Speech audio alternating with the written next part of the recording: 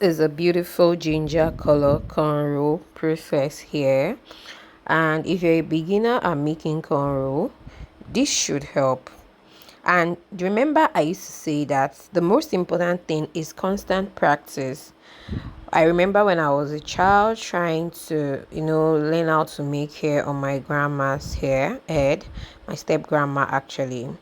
She would leave me ahead and I would keep practicing. I can make her hair today, come back tomorrow and keep practicing. And that was how I was able to get the simplest of cornrow, how to do it actually. And if you notice here that the end of this cornrow, they twisted it. I think this is so the hair can be easy to take down. When it's braided, you may want to be tempted to cut it. If you want to reuse your attachments after a particular hairstyle, I think you should go for the twist method. Yes, twisting your hair would help you save your attachment because it will be easy for you to pull down and you'll be able to reuse. When you're reusing, you can braid it then, but for a first use, try to twist if you're the type that reuse your extension.